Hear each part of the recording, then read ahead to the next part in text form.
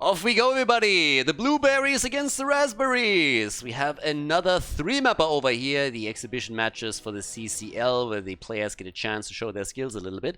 On the left side, we got Apparition on Li Ming, Logan on Leoric, Zarumark on Garrosh, Talking Trees on Greymane, and Hyde coming in from Korea with Stukov. Yeah, and on the right side of the map, we have Reva on Jaina, Zenaros on Junkrat, Champ of Horde on Rexa, Red X on Johanna, or Red 11, on D-Blade on Anna. Okay, I have no idea if that's Darkblade, Doucheblade, or anything else, but either way, we got him in the support role on Anna. So responsible for the nano boost on Jaina in particular. But I'm a little bit curious to see how this is going to check out. There's a couple of other options too. It could be the Dragon Blade, of course, as well. I mean, there's a lot actually when you go for D-Blade. But either way, we got first of all, we got Ether Walk in. We also have Consume Vitality for Leo. Volskaya Foundry is our first map. As I said before, all 3 maps. Oh, Hyde. Oh, and there's the kill.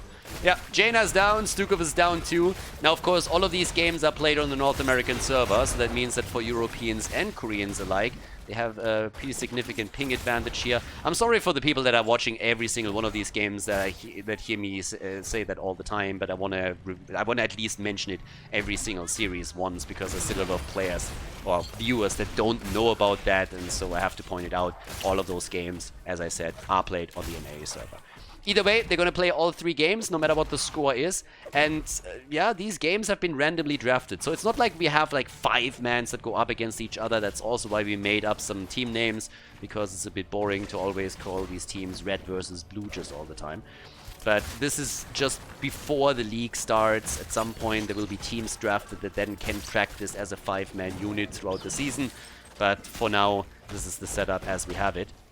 And things should be kind of interesting, because honestly, when we're looking over to the blue teams, there's definitely a couple of names that ring a bell. When we look over to the red team, there are not really too many players that really are familiar. I mean, there's a couple of names in here, but this is definitely a bit more of an important match for them, I'd say, so that they can just say like, hey, I'm here too. Either way, there's already a flip. I would say that the blue team heads into this one as the favorite. But then again, they're behind in kills, and they might lose another one here. Barely saving Garrosh. Got in terms of the build, the Indomitable now kicking in for Garrosh, and it seems like they're at least able to take the item here. So, Junkrat is currently pissing them off as much as he can. But they're taking the healing beacon then after all, so there's that. Okay, so with all of that said and done, we got on level 4 now also our Conviction over here. It's a little bit of a movement speed increase, gives up the additional cooldown reduction that could be used to deal with the waves a little bit better. But of course, on the other hand, you can make the engages happen, you can get out of harm's way a bit easier. Leo's going for a full-on wave clear setup, the way that you would expect to. And outside of that, we have the objective now popping up in just a moment. So it's going to be the teams trying to take control of Protector number 1. Now, this is the newest patch. We've had a couple of videos already, which means that not only are forts and towers stronger against heroes now by 10% actually. We have the hit points and the shield pretty much reversed on the fountains, which is kind of important since you can't snipe them as easily anymore with mobile heroes. And there have been a lot of small talent adjustments that Blizzard YOLO'd out there. Gazlowe himself has also been buffed quite a bit more. Haven't really seen him yet on a higher level of play, but that's obviously only going to be a matter of time, especially with someone like Logan in the game. And talking about him, it has to drop the Gladiator's Medallion over here, as they are starting to move out from this one. That position has already been taken. Level 4 talent as usual, the Hunter-Gatherer here, trying to get the extra armor in. It's been a while since we've seen anybody go for Animal Husbandry. There's the Calamity and the kill. Nice! Apparition making it happen right away and getting the kill connected against Junkrat. Getting the level 7 talent for the team. There's already the Into the Fray. Okay, so they have the advantage in experience and can maybe even go for a second kill. And indeed, they're trying to drop Jojo. And Red 11 goes down. Easy kills for them. Nicely done. The Blueberries working the mid lane. And this is looking more and more as if they're gonna to take easily... Wow, they're actually stealing the item away too. And yeah, of course, why wouldn't they? They have Greymane here. They have a lot of clear, so they can take it quickly before Johanna comes back. And now they can take their own on the other side. And there's the kill against Junkrat again. He came, he saw, and he died again. Veni, Vidi, BG. Okay, so with the first protector already taken, so far the prediction seems to have been correct. Blue team coming in as the favorite here. And they are crushing right now. And I was actually a little bit surprised. I mean, to my knowledge, all of these teams have been drafted for the purpose of these exhibition matches. And I'm a little bit shocked that on the red team side, we don't have any names that I recognize. I gotta admit that when it comes to B-level players and not the former HGC players on the North American server, I can't profess to know all of them. But when you look over to a team that, I mean, obviously the HGC players are still absolutely familiar, then a lot of the normal streamers you know, and the big names as well. So it's a bit weird that we have nobody on the red team side. Maybe one of the orgs just wanted to give other players a chance to really show themselves here. But having them go up against a lot of former top players is, of course, a bit of, yeah, let's say imbalance. The level 10 is already in, and that's a level lead after the first objective. Go for the throw this in, and they are hammering topside. The wall is down, the fountain is down, so they are starting to, yeah, they're starting getting a bit murdered here. Without level 10, they can't contest this. They're trying, but there's not a lot that they can make happen. And Glogan is doing what Leo's supposed to do. I mean, he's rotating between the lanes and is just simply saying, I'm gonna take the experience here.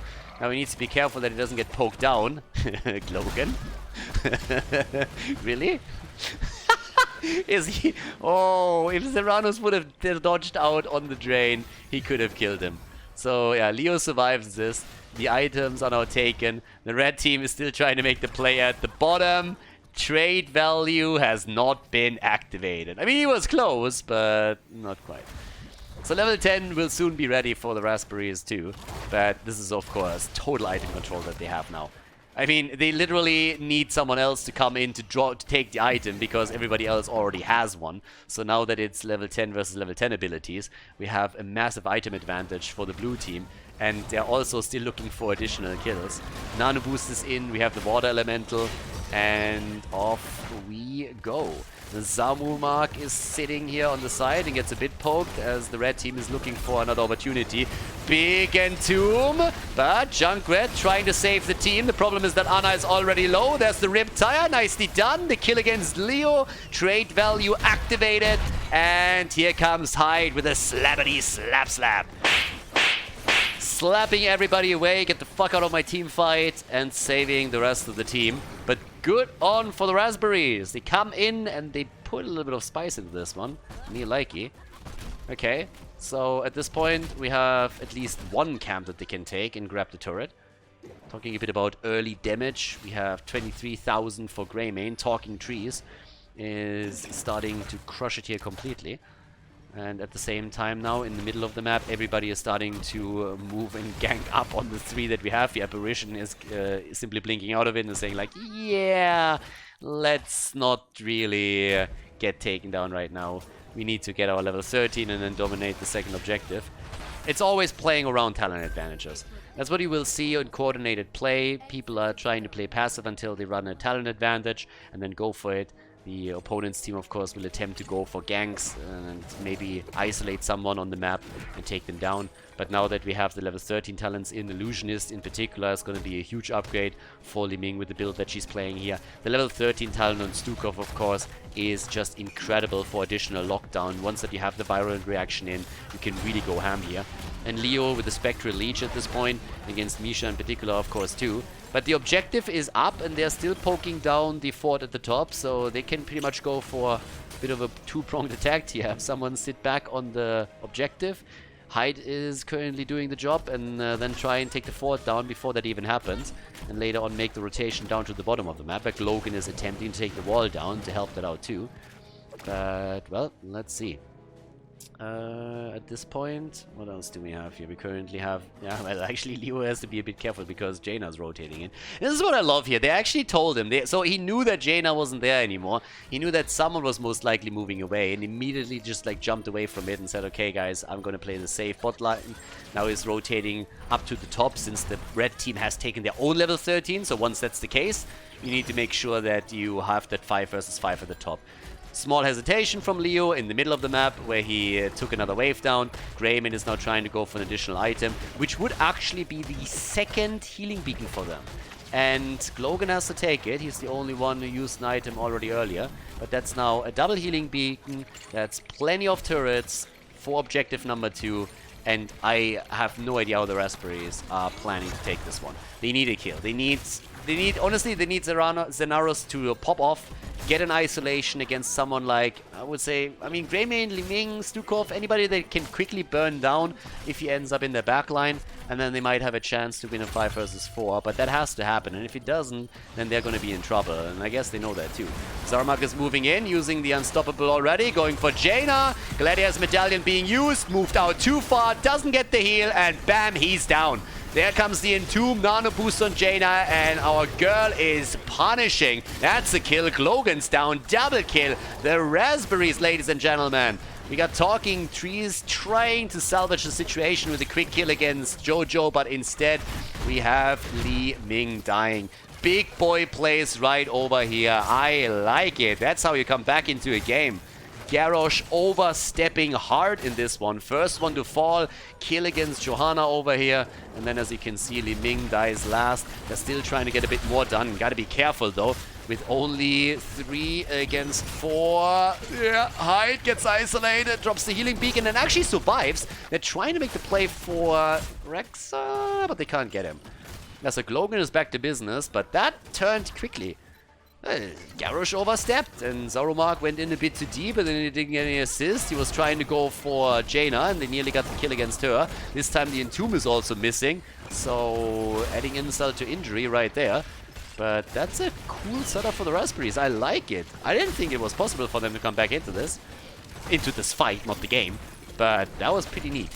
So the item advantage was huge. Now it's totally gone. And we have 99% against 59. So the red team has still not won this objective. But they definitely have an even shot right now. Level 16 is very close though. And that will be a problem if it happens. Oh, beautiful lockdown against Jaina. She gets the quest completed just a bit too late. They're punishing Garrosh again though. Yeah, there's the 16 talents. Mithril Maze, Mirror Ball. All the talents picked up right now. Big advantage, but if Talking Trees falls, that's a problem. Hyde with a big play here. Good save, and they are locking in the Protector. Well done, but a pretty cool setup, one way or another. Oh, Apparition over here. Oh, Talking Trees goes down, and that's a 3 versus 4. But I like it. Shout out to the Raspberries. Nicely done. Very well played.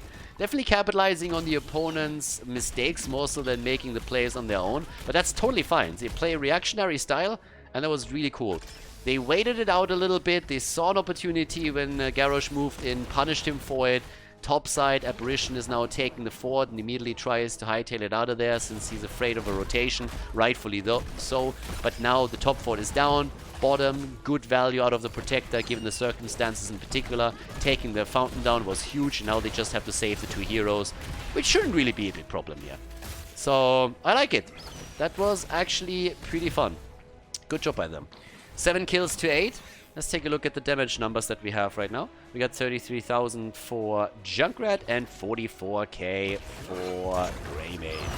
Yeah, good taunt. Very good taunt. And that's a kill. Yeah, extra damage on those towers helps. And in addition to that, of course, the lockdown that we saw from Stukov. Now they're isolating Rexa. And the man with the mask might be in trouble here. Talking Trees. He wants the kill, but instead, he might be the one dying. Yeah. Talking Trees! Rexa down! Li Ming dies too, but hashtag worth it. The problem is this might not be worth it. Slappity slap slap as Junkrat is going for the Riptire. There's another kill set up. Yep, well done. Alright, Stukov trying his best, but dying there eventually. And then of course they got the kill against Leo as well. Yeah, it's actually a fun back and forth, and as it stands, the red team is ahead in kills, 11-9. So that's a pretty cool one.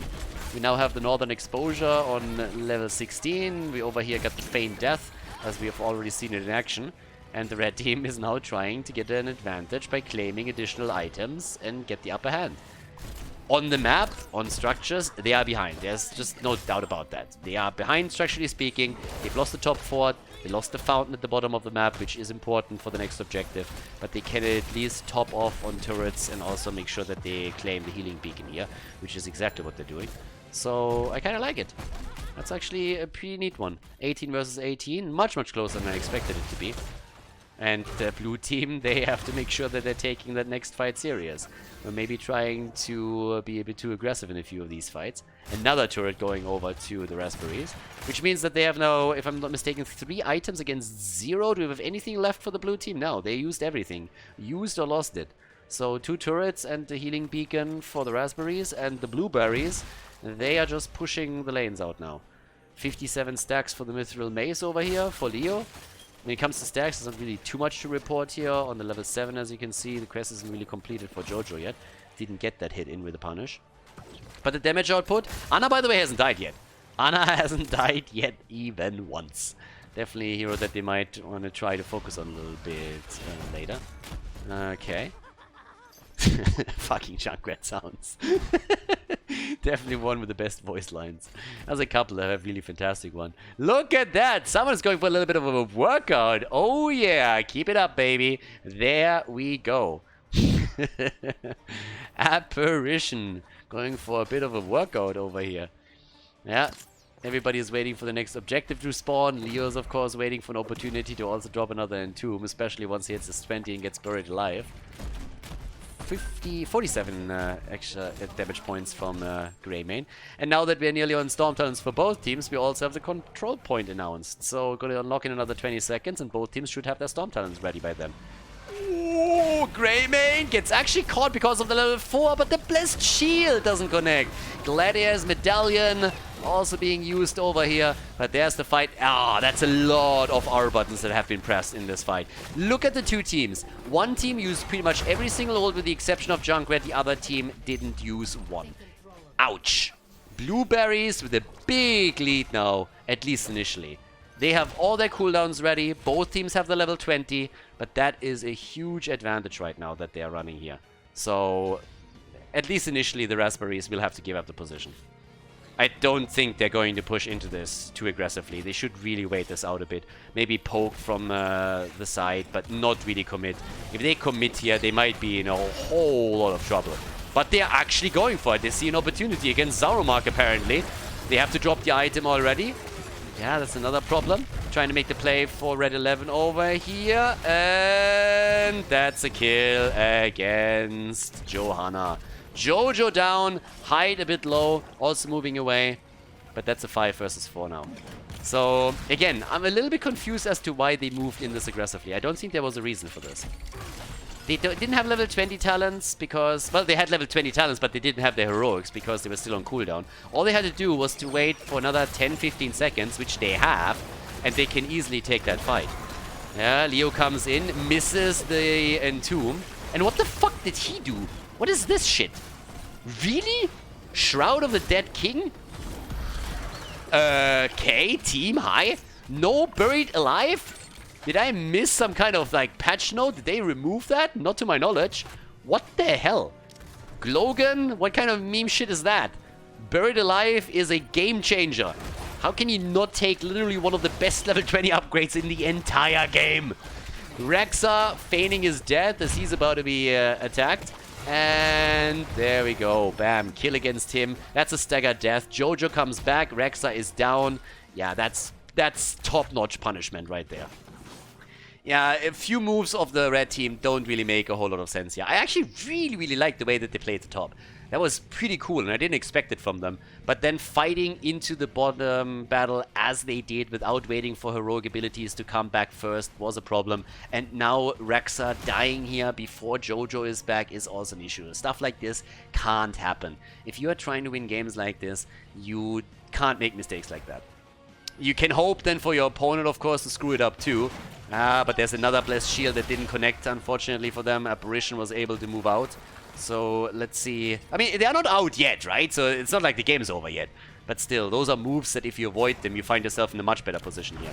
Zaromark turns it around, tries to go for Junkrat, and that's a kill. Junkrat down. By the way, Rexa is still not here. Rexa is still not here. I don't know why they're fighting these battles. Get fucked! All of them down! Why would you fight that? Why do you fight there? Oh, easy kills. And Rexa is the only one that's back. They are wiping 4 of them off the map, and now we have also Misha down. Logan moves away. The keep is toast. They don't even have to go for the objective. They know fully well that they can just go for core here. Bit of an unfortunate finish. I think the Raspberries were doing way better than I expected them to, but towards the end, when it came to Objective 3, I really feel like they panicked a little bit. Maybe nerves playing a big role there too, but that, of course, those are opportunities you can't give a team like the Blueberries. They're gonna take this. So, yeah, that's a win right there. First map goes to the Blueberries. The blue team locks in the victory on Volskaya Foundry. Nicely done.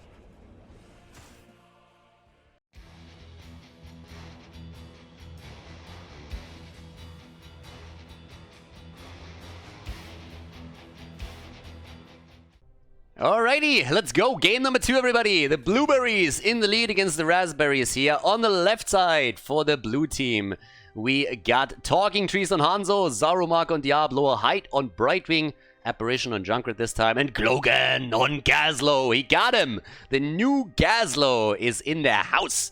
The Raspberries with Red 11 on ETC, Zenaros on Sylvanas, D-Blade on Ana again, Reva on Greymane, and Champ of Horde on Diva. I feel a little bit sad for the red team. They really did way better on the first map towards the second objective in particular than I expected them to. But then they made a couple of horrible mistakes in a row. First, they took that fight in the middle, which was kind of fine. But then they used all the heroic abilities. The opponent didn't use any. They didn't have the abilities of cooldown when they engaged into the fight at the bottom. They needed to wait 15-20 seconds, time they had before they fought. They lose the battle because they don't have heroics. One hero dies, and then just as the hero comes back, another one dies without any need, and that just spirals out of control and they lose the game. So a bit unfortunate for them, but definitely a better showing than I expected initially. So I'm curious what they can pull off on map number 2 now. So it should be an interesting one. And well, let's have a look at that. Also, by the way, on a side note, if you're currently watching this video on YouTube, if you would like to see more content of Heroes, then definitely give that video a thumbs up. But a bit more important, I actually created a second YouTube channel recently, which you might not know of yet. It's linked in the description of the video and will showcase more IRL content from Spain. Recently a little bit more cycling content, but there will be more about my life in Spain in general. And if you have any things that you would like to see there or any things I should change, then please by any means leave me a comment on that second channel and let me know what you would like me to focus on. But would be awesome if you check the channel out, if you would subscribe to it and watch the videos. That would definitely help, because eventually then also would help me to be able to monetize the channel, obviously, and I kind of still need to know a little bit what people enjoy there, if they like the content, or if they would like me to change a couple of things. So again, link is in the description of the video, so check that out. At the same time now, we got the first kill in the game, so we have Dibbles already down. Glogan is doing his thing all the way up at the top and is meching around here. I mean, I want the mech a lot, honestly. I don't want any kind of like shenanigans happening around the Gravo bomb or anything. I need like solid auto attack power here today. Hero was of course changed a lot. Gazlowe has seen a rework a while back, and then everybody looked at him and was like, nah, not really. But now that he got buffed again in the recent patch, it is a bit more likely that we're gonna see teams at least on the lower levels check it out. And obviously Glogan is the perfect man to showcase that. We have him on level 1 with the big game hunter. A little bit of fight in the middle again. ETC actually... Ooh, 14 hit points! Wow! 14 hit points. They get the kill against Brightwing. Topside Glogan has taken the mech down. On level 4 he went into the rocket socket. Right here. We got also the magic spit in. Yeah, and a bit of an aggressive play from the Raspberries. I like it. 2 kills already. They're doing well. Early game. Much, much better for them now. We got possession for Sylvanas on level 4. And, well, let's try and check that out a little bit. So, top side, there's obviously now 2 of the altars. We got 3 in total. Usually it's a top left, top right exchange and a fight for the third. I will find out if that's also true for our game here, or if we're following a bit of a different pattern here today. At least Diva is thinking about an interrupt, I'd say. Glogan is already sitting tight. I love that. Honestly, some of the skins for Gazlowe are fucking fantastic. Like, that hero has so many cool skins. But of course, at least on the competitive level, we very rarely see him. And I said it before, don't take everything too serious that you see in these exhibition matches. There will be players that experiment a bit more with new compositions, also of course with some talents that have been buffed. These teams have not played together as a 5-man before, so there will be certain adjustments in a draft because a hero or a player might not have a hero, might not play a hero that fits better into one of those compositions. All of that will change when the teams for the leagues are actually drafted and the teams can then practice together as a 5-man. And there's obviously also a couple of issues just simply because different regions have different priorities, playstyles and metas. And while all of this is happening on the North American server, there are a fair amount of European players and even some Korean players that are playing here, as you can see with the example of Hyde, for example, who rocks Brightwing. So now that the top left, top right have been exchanged, the level 7 kicks in for both of the teams, which gives us, for Gazlowe, the Goblin Fusion right away. Yeah, they try to go for Dibbles. Good job by Zaromark, diving out of that one. That was near damage with the explosion. Not that he would have died there, but that could have been annoying. Yeah, Logan is now part of the party as well. Diablo on level 7 has gone into diabolical momentum, and they're trying to make the play for Sylvanas and take her down. Sylvanas already eliminated, and they're looking for a second kill. Champ of what? Oh, careful. Ooh, ETC slides in. And they can't follow up on it. Honestly, if Junkrat has anything ready, they might be able to get the kill here. 4 more shots fired. Blue team is slightly ahead on the objective right now, so that's neat. We have, again, another camp taken, and everybody else is now trying to focus on the left side pumpkin camp, with the exception of Logan and Gazlowe, who's of course making his move all the way up to the top side instead. So, yep, there we go. Going up against Diva still, but another pumpkin camp is about to be taken.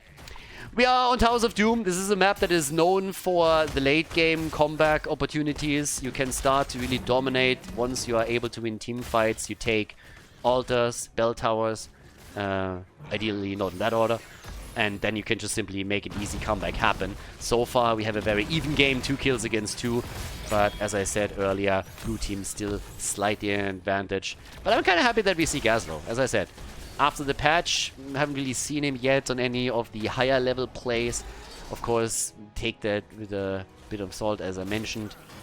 But generally speaking, of course, this is still heaps and bounds above of what you're normally going to get in Storm League. At least it is way more coordinated, even with players that haven't played together a whole lot. So, top side, Gazlowe is going for those camps over and over again. So the top camp, the pumpkin camp, is pretty much locked for the blue team continuously. Right now, there's another Sliders. They're trying to isolate Zaromark again. And that's the second kill. Even Brightwing jumping in couldn't do anything here. So Hyde is forced to use the Gladiator's Medallion cooldown. And that's starting to become a little bit problematic. Second kill against Diablo. Cooldown on the Gladiator's Medallion is now gone for the support.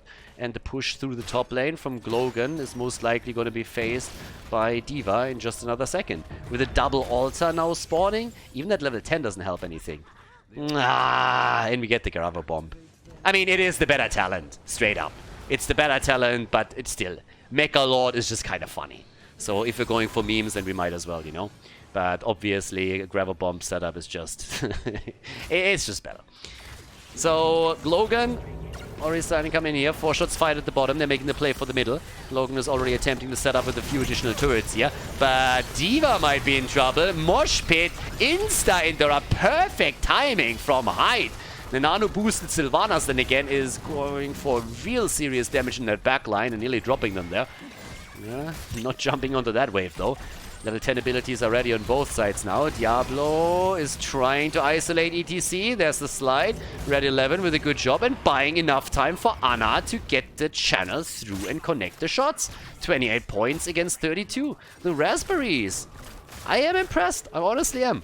They're playing an extremely solid series here. They lost the first map for reasons mentioned earlier, but generally speaking, they're performing way better than they expected from them. And in this game, at least here in the earlier stages, they're having some real solid control. Red 11 makes some solid plays trying to buy time for his team and some space. They're losing the camp now, though. So that was a very good invade from the Blueberries. Jumping in, trying to take them down. Oh, down here. Careful. Reva Gets poked a bit, but is still able to make it out. Alright, so damage output. What do we get here? We currently have 30,000 on Hanzo with the poke. Rayman is sitting at 20. And Gazlowe, 19,000 damage. Not too shabby when it comes to team fights. But of course, he's the one to really carry them on the siege damage at this point. I mean, has to. He's the one rotating between the lanes. So that's exactly what you would expect here. Camps at the bottom of the map are being focused. And again, for now, we're just waiting for the next objective to pop up, or for any kind of opportunity to fight over one of these camps. Both of the teams are, of course, looking for some isolation kills. Our 1 versus 1 at the top side is still playing out the way that you would expect it to. But with the altar being announced at the bottom of the map, this should result in a 5 versus 5 battle. It's a single altar this time, so there's no dodging around trying to go for a second part of the objective. So they're going to try and focus on the team fight here, which could give us these combos that we've been waiting for a while now. I mean, you can literally also put in the good old Hanzo arrow into Diablo Apocalypse setup. If you have a grabber bomb on top of this, possibilities for good lockdown are, of course, endless. It's going to be Junkrat that has to capitalize on it with a lot of the damage. Gazlowe is still sitting in the middle. He's the only one. And there's the channel. And D-Blade might get it. Apocalypse has to be used to isolate him here. But he's still sitting in the back. And he's going to get this one. They might lose a hero even. There's the 4 shots fired. Diablo comes in with a beautiful stun. And that's the end of Greymane. But the objective has been claimed by the Raspberries. 32 points against 24. They're pulling ahead heavily. Lost a hero, traded one, but that was totally worth it. So D-Blade is just the entire time being secured by the rest of his team. They're creating space for him. Red 11 in particular is doing a lot with that, and I kind of like it. I mean, honestly, it's like the best they can do here. Up towards the middle, Glogan and Champ of 4 are still fighting this one out. Level 13 talents are now ready, which gives us the superior schematics right there. And Logan, he really wanted D.Va there, but they couldn't get her. So at the bottom of the map, we have only Junkrat protecting the spot. There's, of course, a pretty significant advantage in experience right now for the Blueberries, which could help them later on to catch up on core points. Once they hit the level 20 and gain map control, they might be able to convert a few of the bell towers, which is oftentimes the goal that you are going for. Trying to control the bot lane in particular, since you have 2 of those pumpkin camps traveling through the bot lane and attacking the core directly if you play your cards right. And they're actually trying to make a play for this one, maybe even. 13 talents already. Defense Matrix as usually being procced into for D.Va on the 3rd team. Rayman hasn't made a choice yet. We got the Windrunner over here after the wave. And yeah, another single altar on the map. Okay, so let's see how they're gonna play this one out. Gazlowe's now coming in. Could set up with the turrets already. Yeah, then Muchi moving down to the bottom here. Turret in the middle, spawning in 5. There's the... I don't really know what that was, if there was just miscommunication or if Diablo decided that they weren't in range. Because Hanzo's arrow connects, and that's a big cooldown to be used at that point in time. And normally you would expect to follow up with the Apocalypse, but he had either decided against it or just realized that they were in position. I don't think he was interrupted there. Now the mech at least is down, but there's the big fight. Already Sylvana's using her ult in the back line. Naros has also the nano boost and is trying to get the damage out just as we go for it. Here comes another wave coming in, jumps over again, repositions a little bit. Diablo making the engage happen though. There's the Apocalypse. Easily dodged, by the way. Nothing happening there. The Riptire also not as impactful as he probably would have liked here. And they are struggling to set something up properly. Now that we have Glogan in position, he can at least play around with turrets a little bit. There's an interrupt attempt. Yeah, ETC is in trouble. Gets polymorph too. Nicely done. But ETC gets out again. I like those ETC plays that he has pulled off so far. A couple of really neat moves, but of course this time it's the blue team that locks in the objective and gets the 4 shots fired against the opponent. Oh my god. Oh, no! Diablo! No! Dibbles is down. He dove in deep for the kill. And yeah, that's the end of him. And now, of course, there's a follow-up. They're trying to get the Junkrat kill. Can't really make it work. That could be a dead Sylvanas, though. And indeed it is. So Sylvanas is down. But damn. Yeah, look at this setup here again. This is how it all started. So they're moving up from the middle, and they're trying to go for D.Va. And now look at this Diablo engage. So he has vision, jumps in over the wall, and then he's completely isolated and gets burned down, dies. But they don't only get the kill against D.Va, they also get the Sylvanas kill, thanks to the setup here. And actually, thanks to Gazlowe in particular. So now that we have the level 16 talents ready for them, we have first of all the piercing arrow, we got the overpowering nightmare here, no reset, but also the fun lasers. Okay, so with the next camp taken and them now rocking a talent advantage plus a level lead, they're looking way better for this objective. And there's 3 altars up now. If they care, guys, if they can convert the bot bell tower, that would be sick city. That would be so good for them. I don't really think that they can. Not in the 15 seconds that are left. Not with Sylvanas taking those pumpkins down. If those would have connected, then maybe they can use the talent advantage to go for it.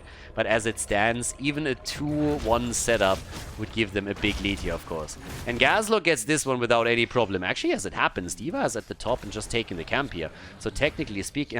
Greymane is making the move. I was just about to say, if D.Va doesn't make a play for the altar soon, then we're going to see a move from... Gazlowe trying to interrupt it, but Greymane is the one going for the channel. That's at least 4 shots fired, so they're gonna get those. It's not even 16 versus 16 yet.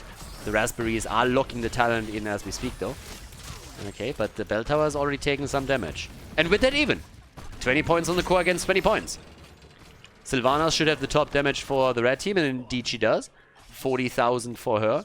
And 58k for Hanzo with Gazlowe nearly matching Sylvanas' damage output here. Really, really close to that. Okay. Now that Gazlowe is coming in from the top as well. He sniffs out what's happening here. There's the wall stun again against ETC. And here we go. They try to set it up against Gazlowe, and Logan just doesn't stand a chance. They murdered him. I mean, it was a bit of an optimistic play to come in from the top like this and think that he could actually make it through, considering what kind of heroes they're running here, and ETC takes that opportunity right away and takes him down. So that's a good and important kill for the Raspberries, which gives them also more control over the bot lane and a chance, an opportunity, to take down the bell tower. And I honestly think there's nothing that the blue team can do to save this one. Not with Sylvanas around here. As you can tell, bell tower control is about to be taken. So there it is. Bell towers be claimed. Can they get the follow-up kill? Zarumark. Oh, the kill is there. They get it, and they nearly get talking trees too. ETC's fall. ETC falls, but yeah, so it's a 4 versus 4 right now. That counter kill against ETC brought them back a bit. Gazlowe is moving to the top. I mean, someone has to retake the bell tower at the bottom of the map at some point, but this game is a bit weird now. Big shout out again to the red team. I'm kind of repeating myself here, but I'm honestly impressed. So, Naurus is coming in again, but gets polymorphed right away upon going for the engage. 3 shots are already being fired. It's of course a 5 versus 3 situation in bell tower points. So, top right, are they fighting for this one? There's the interrupt, at least the first one. Logan is now coming in too. Dibbles and ETC will soon be back, but that bot bell tower is of course still a thorn in their side. So if the Raspberries lock in their own altar, then they would take the lead on the objective once again. So right now it's all about the 5 versus 5 setup, but they are low already, and the red team can easily drop into the middle and top off at the fountain. Yeah, that could be a kill. Oh, yes, there it is. The unstoppable frames being used. D.Va is down though, 5 versus 4, and they're trying to go for Greymane. And he just gets slapped around here. Good double kill. They're trying to go for the triple, and the altar has already been channeled. Triple kill for the blue team, while Logan channeled the altar at the top. But yeah, nice kills here. Look how they are isolating Greymane and absolutely blocking his path. Has no chance here. Then ETC gets also pushed back, and they're able to get the kill against him just a second later. Now they're 1.5 levels ahead. They claimed the bell tower in the middle. Can now move down to the bottom of the map to take maybe even both of the bell towers that we have there for the Raspberries. There's the control that we talked about. That late game dominance that you can oftentimes establish. Level 20 is in. That means Storm Talons. We have already Gazlowe working on the bell tower here, taking this easily. It's raining. Scrap is in as the talent. They take the bell tower, they go for the next one, and that means that they have full-on bell tower control with the exception of the top lane. And that one isn't looking too hot either. That's at 50% HP.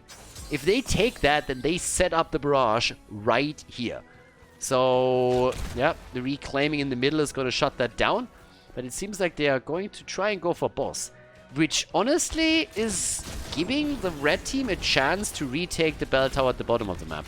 So that's a trade that you will see a lot of teams not go for. Simply because they are saying bot lane control is so important and so good that we don't want to do that. I would really like them to go for this one now, because I don't think they can save this no matter what. So 4 more shots are fired, that means 10 points to 20. Yeah, but they are having the APOC. Can they actually save that? Wow, that would be insane. And the answer to that is, well, for a second. I mean, honestly, if someone just like spits on that thing, it's gonna fall apart. But maybe they can hold on long enough. 10 points against 20, no level 20 talents for the opponent. Here comes the play for ETC, and he survives. Honestly, he died. Ana, again, didn't die a single time in this game. So far, not once. Shots are fired continuously. There's the shots with a 5 connecting on the core. So the bell tower might be retaken now, but they were able to hold onto it for enough time to get the full-on value out of the objective. And Glogan is now setting this up. He's like, well, have fun trying to claim this one. Have fun trying to reclaim that bell tower. That thing might not have a lot of hit points, but you're not going to get anywhere near it anytime soon. So that's a pretty fun setup for him, actually. Turrets everywhere. And he has serious damage now, too. I mean, he's sitting at nearly 70,000 damage at this point. Obviously topping the siege damage. Greymane is pushing out the mid lane. We have a bit of a top lane push, too, as both teams now have level 20 talents. But, of course, the red team is simply saying, hey, if you are locking down the bot lane, we are just going to push every single lane outside of that, and you will have to react eventually, or you're going to lose some bell towers, too. And that's exactly what's happening. So the blue team moves into the middle, abandons the bottom, and that gives the Raspberries a chance to retake the bell tower. Now, they are still way behind on the objective, but they have a chance to fight back for it. So let's see if they can make that work. First of all, there's again the setup. Gazlowe with the ult and the follow-up, but it's not enough. D.Va dying in the back, though. That's a big problem. Arrow comes in. Easy connect here. Nano boost Sylvanas.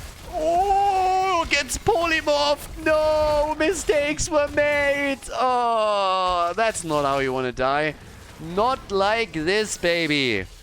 Yeah, check this one out. Sylvanas jumps in, thinks she can get away, and Hyde says, are you kidding me? You know I'm Korean, right? Like, you know, like, do you have any idea who you're playing against? It's like, I was waiting for that shit, baby. That polymorph is there, and you are dead. If you ask Hyde if he's gonna let someone escape in a situation like this, he's gonna answer immediately. No chance. Absolutely none. Nope. Okay, so Greymane is dead, and the altar can be channeled. It's a double altar. That could be game. 4 shots already fired. 2 defenders. Again, the late game belongs to the blue team. Yeah, the blueberry is just a bit too strong here. Just doing a bit too well, and that's a 2-0 for them now as we are heading into the 3rd map of this series here. GG, and well done, the blueberries, with the victory on Towers of Doom.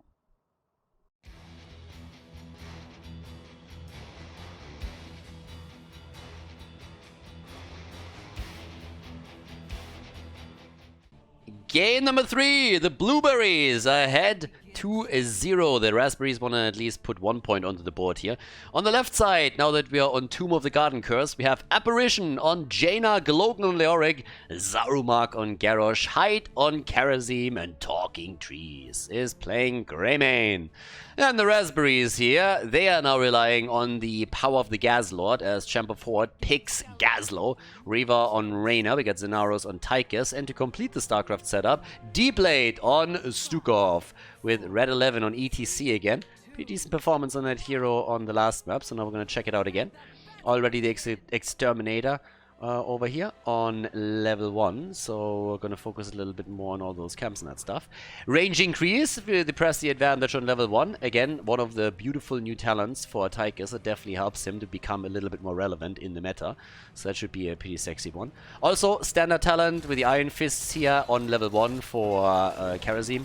I just recently realized that a lot of people don't seem to know that that's the standard talent if you're playing solo support Karazim for your team. So it was a bit strange. Some people still think that Insight is worth picking, which honestly is just like lol. But yeah, so Iron Fist, standard talent for him on the competitive level. We also got the Fingers of Frost now in, and Proc Rock for ETC over here. Bit of a different Gazlowe setup, by the way, as Glogan is activating his trade value all the way up at the top. So we got this time the Rocket Boots over here for Champ of Fort. It would be kind of cool, honestly, if Gazlowe now wins again, then we would have a Gazlowe with a 100% win rate. To be absolutely honest with you, I think there could be nothing worse for competitive Heroes of the Storm if heroes like Gazlowe or Murky would be so strong that they would be first pick or first ban. That would be absolutely atrocious. That would be fun for like a week, and then it would be a nightmare. You want heroes like that to excel on certain maps and be useful in a niche position, that they can be picked and that there are actually good reasons to pick them, but you never want them in a position where they are a constant in pretty much every single game.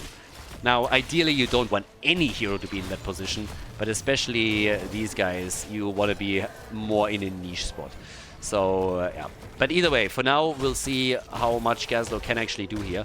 I'm also really excited for Tychus again. As I said before, I like that we have him with a range increase now. I think he's going to be way more useful for teams just in general, and is a good alternative. So, yeah, this would actually be pretty neat. Either way, now that we are looking at the first objective, the first tribute, Seed is in. Let's go for that. Top side, we have still, the camp has to be taken down. And I mean, again, there's a lot of camp clear on this map. There's tons of camps. It's probably the map with the most camps in general. So having Gazlowe over here, having Exterminator on Jimmy makes quite a bit of sense if you're trying to dominate on that part. So we got, first of all, Talking Trees down at the bottom of the map. Zarumak is also waiting this out because he's hoping that he can get a quick connect and maybe take him down. Now that we have more people coming in, I can tell you that Garage is not going to make that play. Very opposed to that. Also, getting the bigger they are here, trying to burn those down quickly. So far it's a standard setup for Tychus. Should see the Relentless Soldier then on the level 7. And for now on Gazlowe's side, the Hyper Focus Coils are also being picked. But again, it comes down to the objective, so it's time to try and gather that one up. Same time now, we have the lockdown against the bottom, and Zarumak is about to go down here. He is honestly getting farmed a little bit. He had some trouble on the last map, and in this case, he's also dying early on again, which allows the red team an opportunity to gather the first seed and take the first step towards the objective. Now, Glogan is playing the typical specialist style. He's just like, see you later, boys, I got wave clear. So he's sitting at the top. Once that Garrosh went down, there was no reason for him to rotate down anyways, to be absolutely fair to him. But so he's trying to get those Siege Giants in a better position, and he did some damage. I mean, again, the first turret is down, the wall is pretty much destroyed, more or less. So that's not too shabby. Getting some decent value here early on and pushing that out. But now that Talking Trees is taking the bot lane, Gazlowe might actually... yeah, he sees it coming, okay. It was a bit of an unlucky approach by Garrosh. If he makes that work, that would be great for him. And then again, we have on level 7 now the Blinding Speed as usual, just an insanely useful talent for Karazim to have those extra dashes no matter what you choose on level 16. That's a huge boost and fantastic synergy that you have with the 16 talent here. Oh, a bit of a different approach actually from Tychus this time, going into the Combat Tactician right here. Okay, that has cool synergies for later on.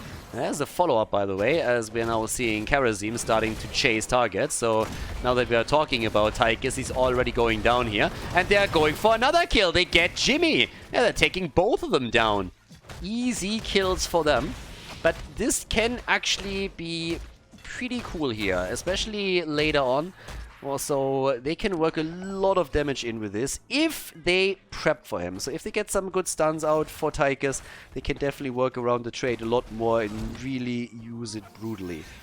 at the same time, this is actually one of the setups, if you're trying to go for that particular style, you might, I mean, usually I'm not a fan of the talent, but you might actually think about stacks on level 4, if that's the whole game that you're playing there. But either way, burning targets down, you want to, of course, have someone that can follow up on that. Now, at the bottom of the map, we have Gazlowe still doing his thing, and Zaromak, he really wants him. I mean, multiple times he was trying to go for the kill here. Bit of body blocking would probably do the trick, and yes, there's the kill. That's the beauty of having Karazim in your setup. If you go for coordinated attacks, he can always just follow. Especially once he has blinding speed, he can easily follow the target. If you have a Jaina that can slow it down even further, it's of course even better. But now, top side, with a level 9 on the board, Glogan is getting attacked. We already have X coming in, Gladiator's Medallion, and, well, that power slide came just half a second too late. If he uses that, I mean, he wanted to play around the Gladiator's Medallion, of course, here, but I think if he uses that perfectly, he might just get the perfect frame set up so that he can get the stun in, and then Leo is dead. As it happens, there was a bit of a waste of time for the Raspberries, and they gave up not only a seat at the bottom, but also a camp that was now stolen away. So, good job by Glogan. Moving out, and first of all, not using the Wraith Walk too early. If he uses Wraith Walk too early in that situation, he is not really going to get anything done here. Now, we got the Decimate in on level 10. Bot lane is also destroyed, so they're playing around with macro a bit too, and they're getting even more than that. I mean, they're starting to get that Fountain. Fountain is down, and just look at Greymane hammering away at the fort itself. Big value. 10 versus 10 now. Standard talents taken for the red team. We have no choice. I mean, Decimate, of course, over the lockdown is a little bit strange, but at the same time, I really want to see what's happening on the level 10 abilities for the opponent at this point. Here comes the slide again, as they're looking to steal the camp away, going for the bruisers. Would assume the 7-sided here. Bullet is already taken.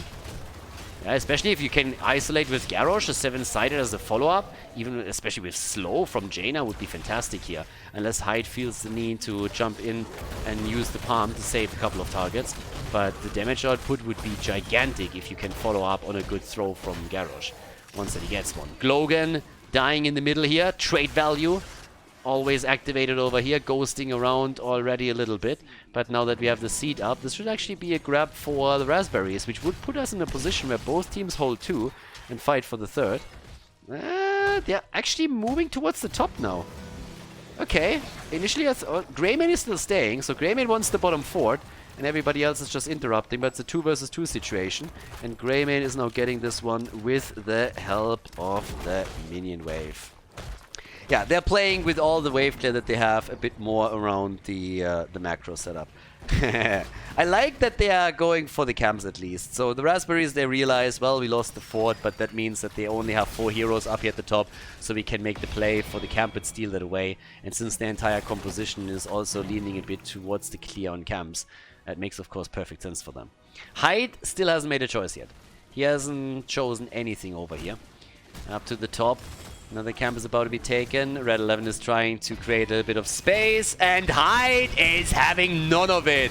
But there's the mosh. Beautiful. Great play from ETC. Hyde comes in, tries to steal the camp away, but then we have that little setup here. Great and fantastic play, honestly. The Raspberries, they get 3 kills out of this one. They lose ETC, but that's totally worth it, and there's even Jaina falling. What a cool setup. So ETC gets the mosh pit. Look at this. He slides in just as Hyde is trying to steal the camp. Then we have the damage coming out from behind, and that doesn't get any better. 7 kills to 4 now. Really nicely done. Hyde went into the palm, couldn't use it in that situation, but that mosh was fantastic. And I gotta give a shout out to this ETC player again, because he already had some fantastic moments in game number 2. And now he's performing on the hero pretty solid once more. So, as we're having the next seed attack, this is for the big one, by the way.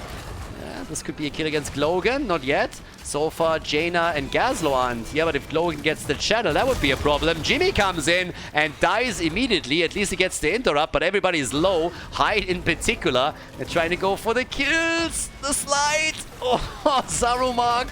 Glogan with the entomb. It's beautiful. And they get the kill. The entomb over the wall here. And yeah, Apparition makes it out before he dies to the turrets. But that was actually a fantastic one right there. Check this out. Right here, Leo comes in, pretty much no hit points, drops the Entomb over the wall. Greymane follows up right away with a kill. That was some real solid play. And of course, in the meantime, the fight is still raging on where Garrosh falls. But they're starting to take control a little bit. The Hyde with 6 seconds is jumping in, getting aggressive, gets stunned though. He wants the kill and he gets it. Gazlowe is down. Hyde is crushing right now. Absolutely crushing. 16,000 damage for Jaina. And so far, Greymane hasn't even died yet. They're making a play for Jimmy. Slowed already. Another Entomb is there. But another Mosh Pit allows for the kill against Hyde. Red 11 with solid Mosh Pits. Not only does he save Jimmy, he also makes sure that they can kill Hyde. Karazim is down. Good drop on Jaina over here too. Massive fight. 11 kills against 7 now. And here we go.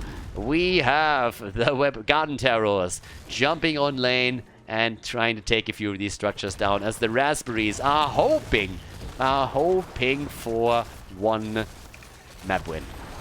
Just one. We also got that's the stuff in. Very, very different setup here for Tigers. That's very different. This is a perfect example of where you will see very, very different builds from a North American player compared to a European one. So, level 1 talent, definitely... I guess the level 1 talent most likely triggered that we have this particular setup for them right now. And that, of course, came through with the last patch. A couple of changes in the hero in general. Sizzling attacks are in now too, so he can definitely burn away on that one. Also, Pain and Rat on Jimmy, which gives him a bit more sustainability. But now that the bot lane gets pushed aggressively, this is looking like they might just be able to take the first keep here. I mean, they are burning through forts. Top side, that's where we still have a 1 versus 1. Logan is going with his Gazlowe up, with his Leoric up against Gazlowe. And Chamber Fort has done some serious damage here already. He might not be able to take the fort down, but this is suffering a lot of damage right now. And more camps are being taken now too. And again, let's take a bit of a look at how the experience comes together here as Leo is using his trade again. So you look at the mercenary experience. There's a big gap between the two of them, and that comes back to what we talked about earlier. If you have Exterminator in, you have that focus on those camps, and you're just diligent about them, you will walk away not only with lane pressure, but you're also going to walk away with a big advantage in experience. And that's exactly what's happening here for the Raspberries. They are falling pretty much even when we're looking at the minion experience, but now they can heavily pressure with that push at the bottom of the map. In an ideal world, you take the keep here, but of course, Gazlowe isn't there yet, and it's 16 versus 16 talents, so they need to be super careful that they don't expose themselves to a counter-attack, because Gazlowe is just roaming the lanes. Now, he has to take the Siege Giants down here, or they're going to take the top fort eventually, but yeah, there we go. Chamber Fort is going to take this one, everybody else is just falling back, but the bot lane still has taken some damage at least.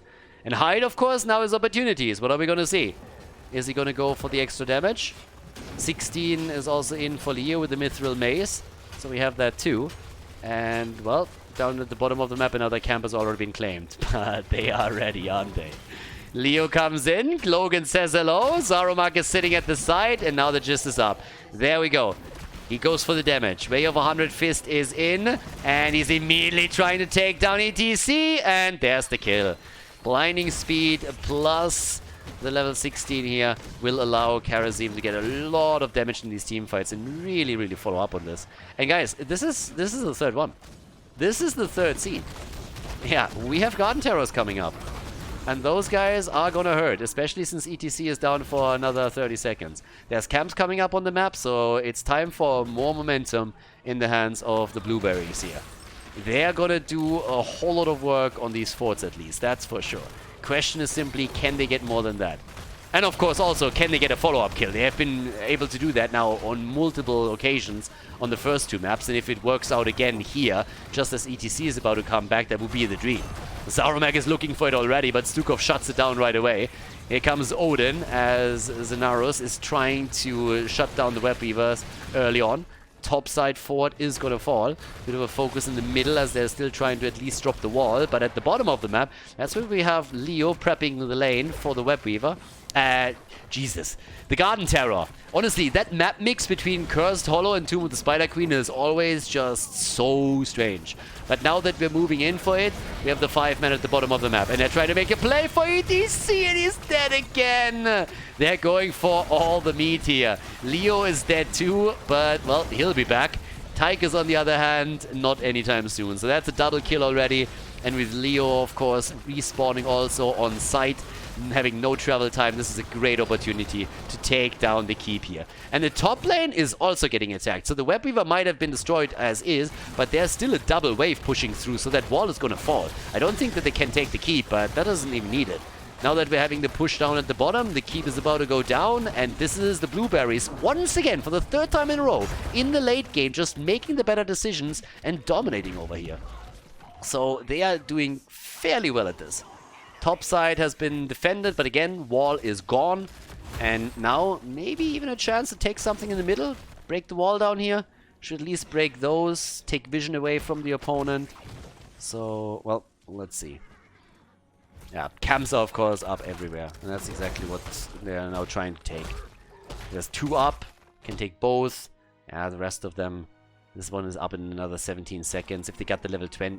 it's actually still the red team that takes the level 20 early. So they're not going to make any aggressive moves towards that camp.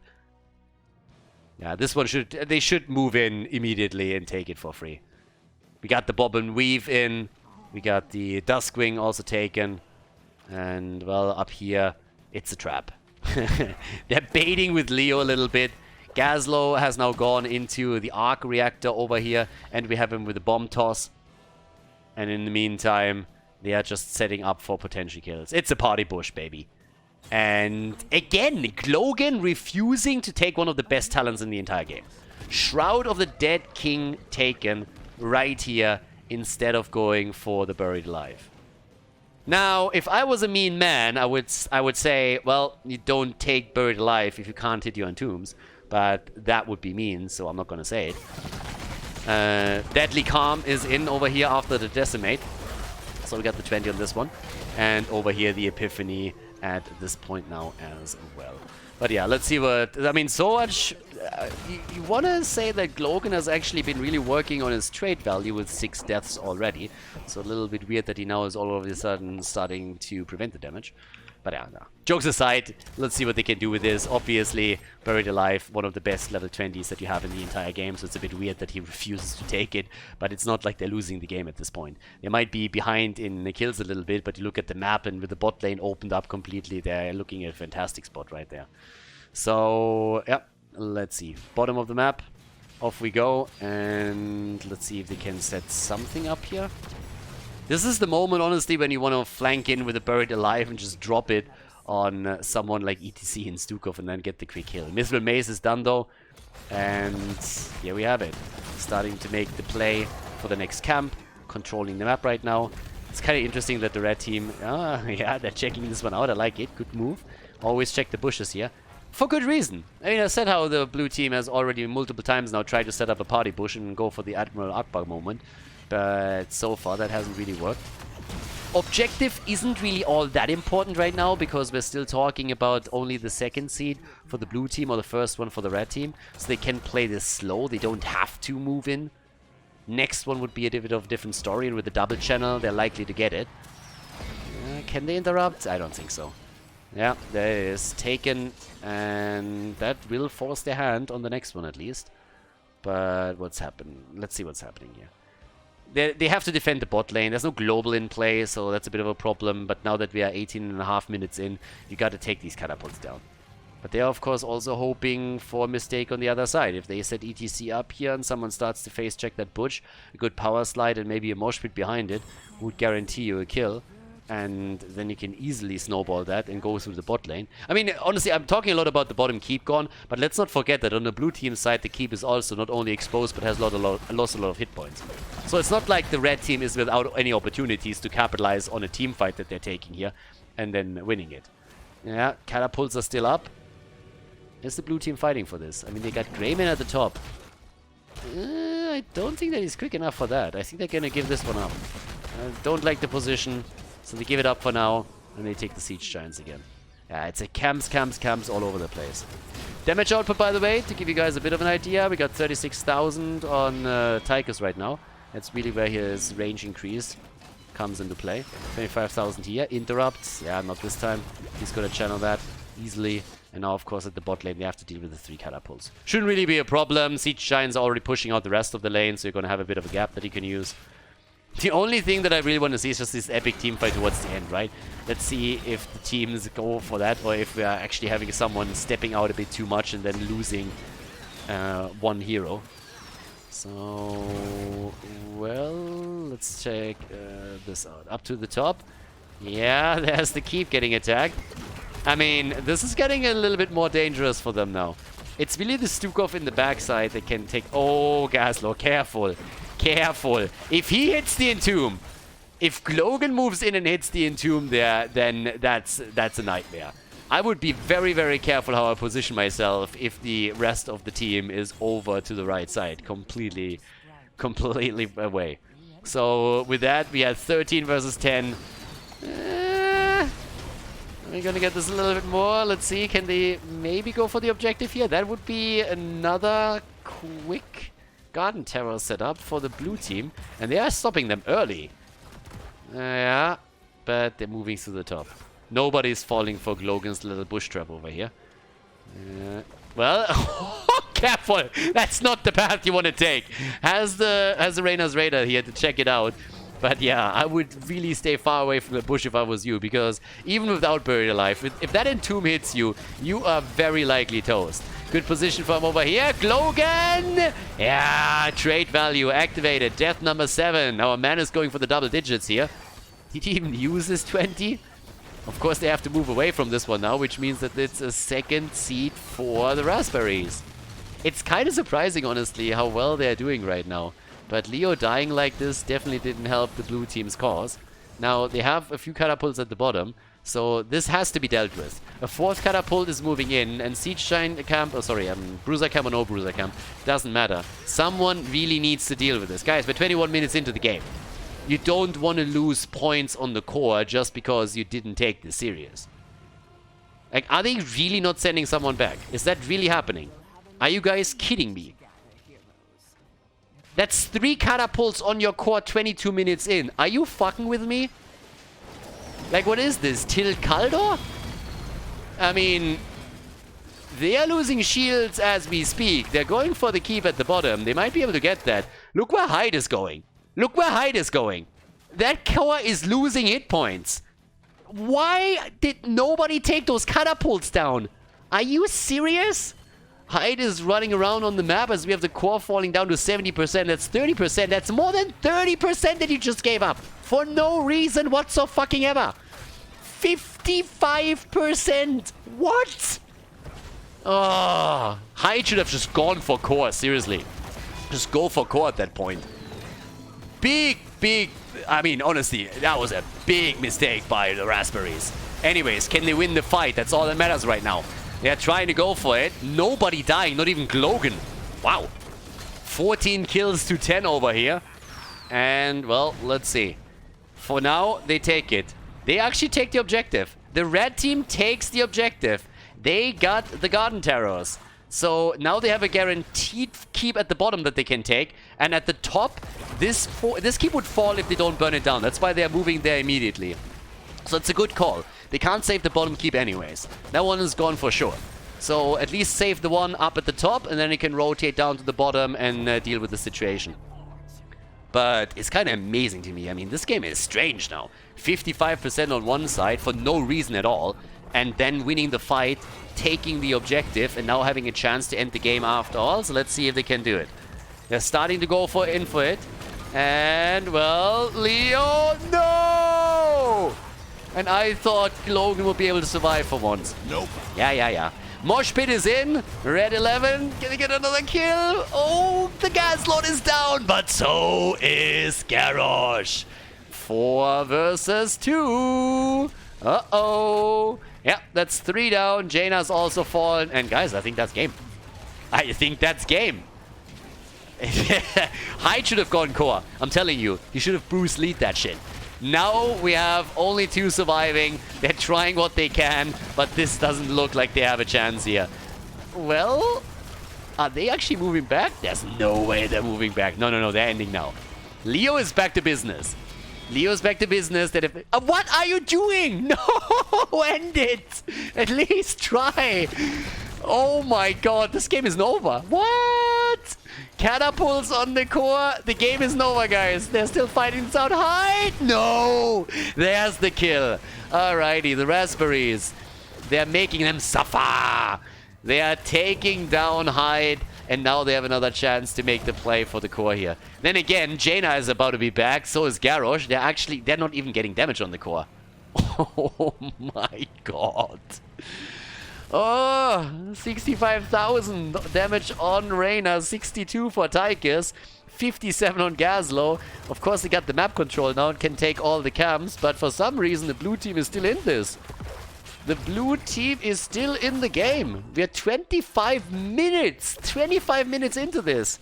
Which also means that Logan's quest for the double-digit death count is still alive. The dream, ladies. The dream. Logan has 16,000 hero damage over here. Yeah, 154 damage on Siege. Greymane is at 200. And there's the objective. Can they go for this one? Hyde is back in another 4 seconds. Probably shouldn't go. No, no. Okay, so.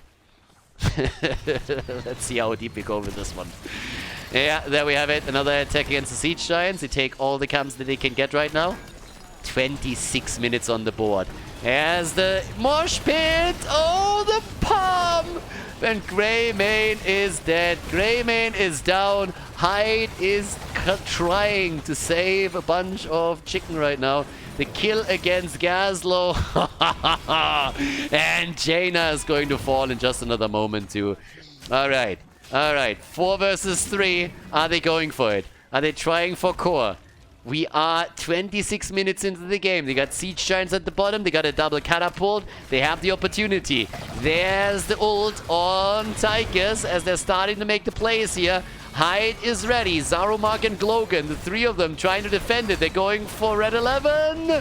The seed is up, pushed through the middle. Garrosh alive, and he is able to get out. As long as the catapults are not on the core, they have a chance. But once the catapults lock in, you're going to be in trouble. And in a lot of that. So here comes the play. Here comes the move. Greymane back in 8. He's back. I think they can hold. The catapults get stuck behind the Siege Giants. They're fired. The drivers on these catapults are instantly fired. That's an F. That's an F for effort. I mean, they're not even trying. The keep in the middle is at least taken out, so that's something. A couple of points on the core also lost, but this game is 27 minutes deep as we are seeing them go for the seat at the top right. I can't believe this isn't over yet. And, oh, those catapults. You gotta be kidding. Catapults are just sitting behind the Siege Giants like, nah, not today. Not today, I don't give a shit. Alright, so, now we got more camps taken. And of course, the more keeps you take down, the more pressure is on the lanes. And the later we are in the game, the more those catapults scale, the more dangerous they become. At this point, if those catapults make it onto the core, in any situation, you are toast. I think they're actually trying to backdoor this shit. Why not? Let's go! I love it! This is fucking fantastic. Yep, there they are, Hearthstoning back, trying to save it. The core is at 55. Right-click the shit out of it, hide with the attack, and 1 down, 2 down, the palm, 8%!